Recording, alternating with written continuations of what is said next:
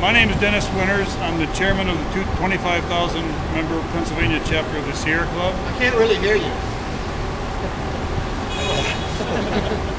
And today, we almost got flipped off. And today we call on Pennsylvania's Senator Specter to support continued U.S. Environmental Protection Agency enforcement of the Clean Air Act. We call on Specter to use his influence on the Senate Environment and Public Works Committee to ensure there was nothing in the Senate's Clean Energy Jobs and American Power Act designed to stop the power of EPA to enforce the Clean Air Act as it relates to greenhouse gas emissions. Last spring, the U.S. House of Representatives passed the American Clean Energy and Security Act, its version of legislation designed to combat global warming by... Go ahead, call 911. Yeah, go ahead and call them. Call them. Please do. By creating thousands of clean energy jobs and reduce the carbon pollution that causes global warming. Unfortunately, ACES would strip the authority of the EPA to use critical technology forcing provisions that already exist in the Clean Air Act. These provisions are important tools to help reduce global warming emissions from existing coal-fired power plants, and currently there exists no enforcement alternative to this EPA authority.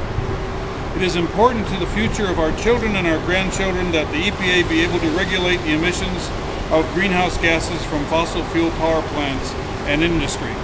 Challenged by polluters, the Supreme Court has confirmed the enforcement powers of EPA under the Clean Air Act, and it is critically important that the agency be allowed to use these powers to combat climate change in any clean energy and green jobs legislation that reaches President Obama's desk.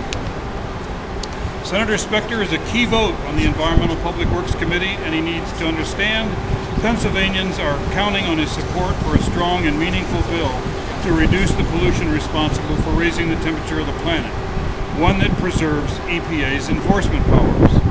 Scientists tell us that we need to reduce our global warming emissions 80% by 2050, or 2% a year, if we are to avoid the worst effects of global warming. Meaningful action by the Senate can move us forward in the country's ability to reduce global warming and set Congress on the path toward achieving this goal. Thank you. Joe Minott, I'm the Executive Director of the Clean Air Council. On September 30th, Senators Kerry and Boxer introduced the Clean Energy Jobs and American Power Act of 2009. The Kerry-Boxer bill strengthens the global warming pollution reduction targets found in ACES, that's the House bill, to 20% below 2005 levels by 2020, while retaining the long-term target of 83% by 2050. Both the House bill and the Senate bill are monumental steps towards steps forward after a decade of inaction on global warming, but we must advocate for the strongest possible bill. Existing coal-fired power plants contribute more than 30% of total carbon dioxide emissions in the United States, nearly 2 billion tons annually.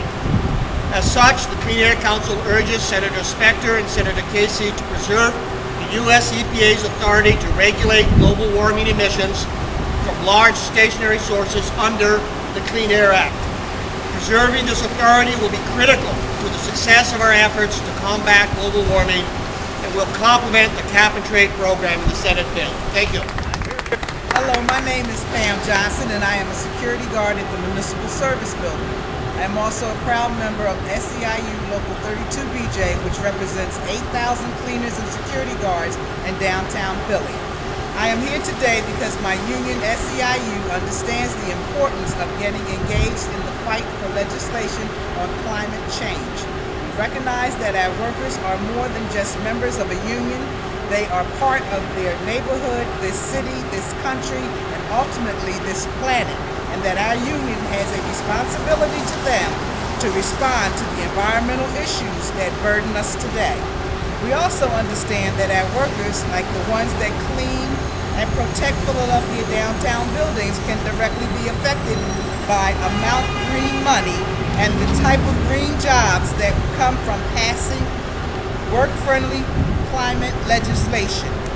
As part of the Blue-Green Alliance, we have had several meetings with Congress people to ask that all the green money that is allocated is used to create good jobs, jobs that have family-sustaining wages and that lifts workers out of poverty rather than keeping them in it.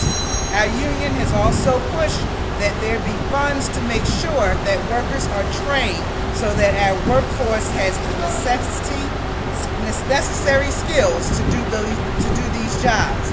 We want to thank Senators Specter and Casey for their support in getting legislation through the Senate. While CJEP is a good start, we think that the bill, in addition to creating good green jobs, should also ensure that the EPA gives the authority to enforce the Clean Air Act rules that regulates global warming from coal planets. The only way we will be able to pass comprehensive climate change legislation is through the political leadership of Senator Specter and Senator Casey, and the continued work of the many groups that gathered here on this rainy Tuesday to make their voices heard.